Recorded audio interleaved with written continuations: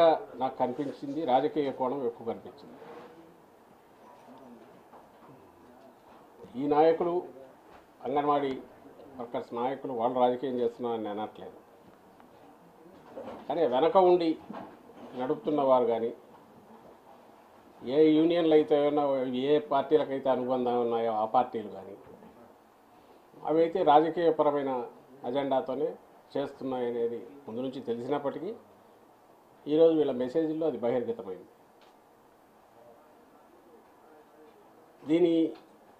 దీని రిపర్కషన్స్ ఇవి ఎంతవరకు ఉంటాయనేది ఆలోచించడం కంటే ఇంతమంది ఉన్నాం కదా, 1,00,000 మందిమి,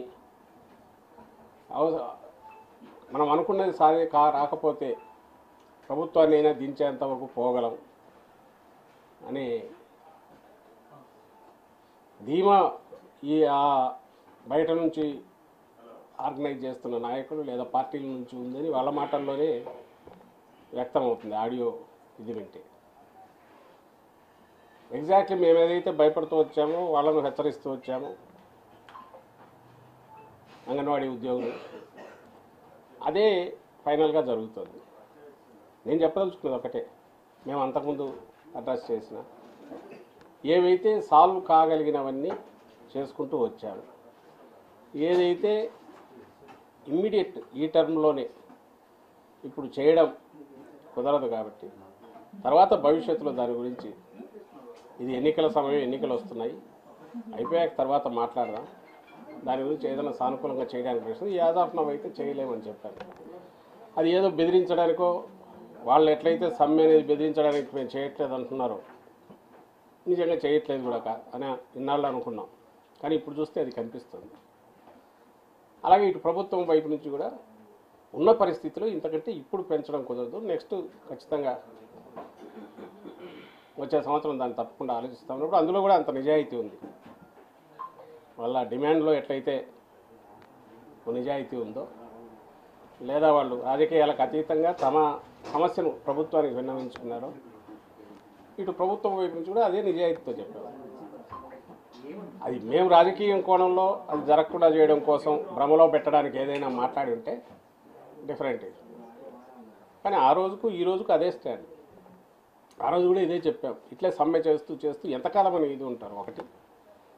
రెండవది ఇంకో పక్క దీని మీద ఈ ప్రోగ్రాం మీద అంగన్వాడీ ప్రోగ్రాం మీద లక్షలాది మంది పిల్లలు, బాలింతలు, గర్భిణులు, మహిళలు డిపెండ్ అయి ఉన్నారు, కుటుంబాలు డిపెండ్ అయి ఉన్నాయి. వాళ్ళకిచ్చే ఫుడ్ కానీ రేషన్ కానీ రెగ్యులర్ సప్లైస్ కావాలి.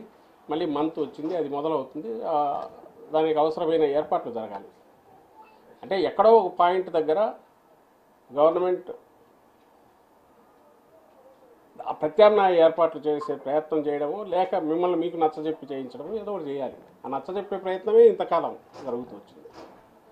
రెండవది ఇన్ని రోజులుగా చేస్తున్న ఎవరో ఎక్కడైనా సొంతంగా వాళ్ళ అత్యుత్సాహంతో ఎక్కడైనా చేసిన రేర్గా జరిగినాయేమో కానీ ప్రభుత్వం వైపు నుంచి ఏదో హెరాస్ చేయడమో బెదిరించడమో ఇంకోటి చేసింది అయితే లేదు ఇంతవరకు. అది అందరూ గమనిస్తూనే ఉన్నారు.